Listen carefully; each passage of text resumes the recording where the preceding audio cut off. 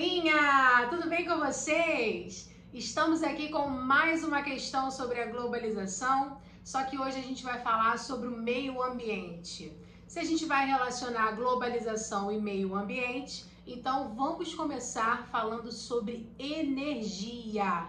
Exatamente, gente! Tem uma relação aí direta, por quê? A globalização nos convida a falar de indústria. E a indústria é o setor econômico que mais utiliza energia no mundo. E pensando aí sobre a questão da Revolução Industrial, sabemos muito bem que a primeira Revolução Industrial teve como energia protagonista o uso do carvão, né? Que foi a primeira energia, a primeira fonte de energia a ser utilizada. Bom, até hoje o carvão é utilizado, até hoje o carvão é uma fonte de energia para a indústria mundo afora. É claro que a China, né, ninguém usa mais carvão do que a China no mundo, depois vem aí os Estados Unidos, mas o que a gente precisa considerar aqui é que essa fonte de energia é extremamente poluente e ela só existe graças à tecnologia, quer dizer, ela só é utilizada graças à tecnologia da termoelétrica. O que seria a termoelétrica? A termoelétrica ela é uma usina que vai superaquecer esse carvão. Na verdade, ela vai superaquecer água, né? E o superaquecimento dessa água, esse vapor dessa água, vai fazer com que as pás se movimentem, né? E gere aí um funcionamento das turbinas. Essas turbinas, elas são movimentadas graças à queima tanto do carvão, pode ser também uma queima de resíduos vegetais, que vem a ser a biomassa, e essa queima de minerais, principalmente, gera uma série de gases poluentes. Então, quando falamos assim na questão do carvão, né, que é uma problemática ainda existente na China, a gente está falando de uma fonte de energia extremamente poluente.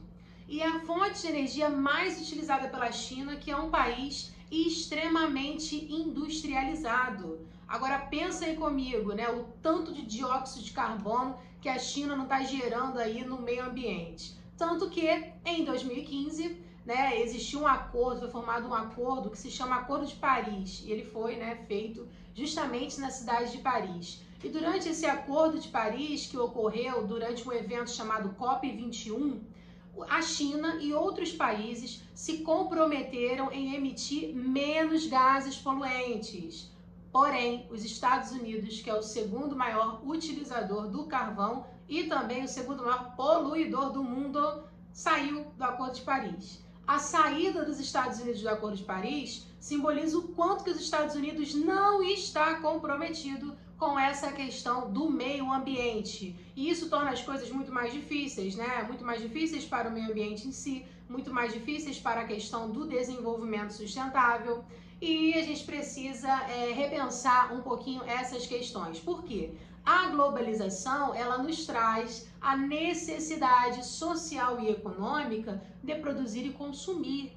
E nós utilizamos os benefícios da natureza, né, os recursos naturais, para produzir esses produtos. A natureza transformada está presente em tudo que a gente consome, mas precisamos encontrar um equilíbrio. Não podemos ficar explorando a natureza de uma forma desacerbada, exagerada, sem precedentes, né? Sem pensar nas gerações futuras, porque isso não é sustentável. Então, pensou globalização e meio ambiente, pensou todas as questões que estão envolvidas com relação aos cuidados que as indústrias precisam ter com o meio ambiente. Precisamos explorar a natureza para produzir? Precisamos. É uma questão que faz parte da globalização, que faz parte do setor industrial. A nossa sociedade está funcionando dessa forma, mas podemos também encontrar um equilíbrio entre a necessidade de produzir e consumir, né, para que se tenha o trabalho, para que se tenha o consumo, e também o respeito ao meio ambiente que se deve ter. Beleza, continuando a nossa discussão sobre energia, vamos falar um pouquinho das hidrelétricas. O Brasil, a maior parte da energia dele vem das hidrelétricas, né? A hidrelétrica, ela vai mudar aí o curso do rio, ela não emite gases poluentes, então a gente diz que é uma energia limpa, porém não é uma energia que é produzida sem ter aí nenhuma questão negativa envolvida. A primeira questão é o seguinte: a gente muda o curso do rio para ter ali, né, a hidrelétrica, né, para que se exista uma queda de água, essa queda de água gere ali um movimento, coloque as turbinas para funcionar, que são como se fossem hélices de ventiladores, né, e tudo isso vai gerar a tal da energia cinética, beleza. Quando a gente muda o curso do rio, a gente está mexendo no ecossistema como um todo, né? Mexe ali na vida que existe no interior desse rio, mexe na vida que existe à margem desse rio e mexe também com a vida humana. Por quê? Geralmente, ao entorno do rio existem populações. E quando essas populações são populações tradicionais, como os indígenas ou pescadores ou agricultores familiares, essas pessoas são lidas na sociedade quanto minorias, porque não são grandes empresários, porque não são proprietários de terras privadas, né? Então, dentro de uma lógica capitalista, essas pessoas são lidas como minorias. E essas minorias sofrem absurdamente com essa questão. Por quê? Quando a moradia delas está em pauta, está em risco de ser perdida, de ser tomada por algum grande empreendimento, seja ele um empreendimento de hidrelétrica, ou a criação de uma indústria, ou a produção de uma siderúrgica, a construção, né, de uma siderúrgica, ou de um empreendimento imobiliário, quando existem minorias ocupando um determinado espaço, índios, quilombolas, pescadores, agricultores familiares, pequenos agricultores, o poder público interage a auxiliar o poder privado. Isso é uma realidade dentro de uma lógica capitalista.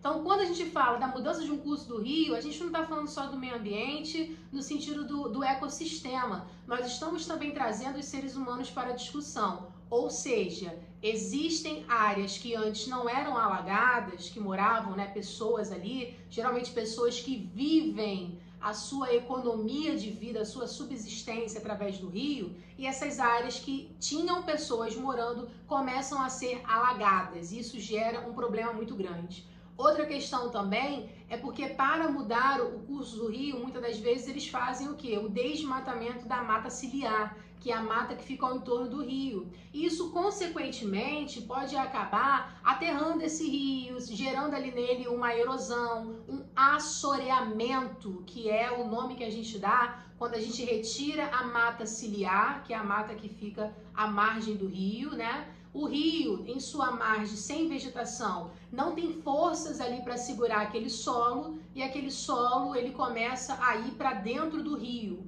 Quando esse solo vai indo para dentro do rio, é como se o rio estivesse sendo soterrado. A gente chama esse processo de erosão na geografia de assoreamento dos rios. Isso é extremamente negativo. Tanto porque está sendo desmatada a mata ciliar, que é uma mata geralmente primária, né, de grande valor biológico, e também vai mexer ali com a questão da vivência do rio, né, da vivência daquele curso hídrico, né? A gente chama isso também de estresse do curso hídrico, né? Quando há ali um estresse, uma movimentação, uma transformação de algo que era natural. Mas, em suma, a hidrelétrica ela não gera a emissão de gases poluentes, porém, ela acaba consequenciando uma série de questões, de problemas relacionados aos seres humanos que vivem em volta do rio, a fauna e flora. A questão da água também é outra problemática que está envolvida com relação à globalização e o meio ambiente, né? Por conta da poluição dos mananciais através do uso de fertilizantes, insumos agrícolas e também com o lixo, né? Outra questão é o fato da gente utilizar mais água além da capacidade de reposição natural, ou seja, a gente pode acabar com a água potável do mundo se a gente não maneirar com o uso desse recurso, né, tão importante para nós. Quando eu falei aí da questão do lixo, né, do lixo poluindo os mananciais, a gente traz de novo a questão do consumismo na globalização, né? Esse consumo incontrolável, inconsciente, que não requer aí um planejamento, uma conscientização ambiental e ecológica, pode consequenciar também problemas futuros para gerações futuras ou até mesmo ainda para a nossa. Então é importante que a gente encontre um equilíbrio.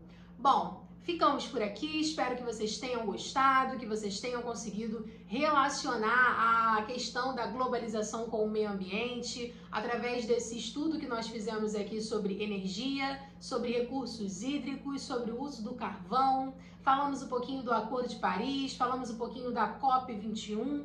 Eu espero que vocês tenham feito as suas anotações e qualquer coisa assista esse vídeo de novo para memorizar bem a questão. Qualquer dúvida você pode comentar aqui abaixo do vídeo e se tiver alguma dica também de aula que você queira ter comigo, pode comentar aqui embaixo também, tá bom? Ó, um beijo e fiquem com Deus. Tchau, tchau!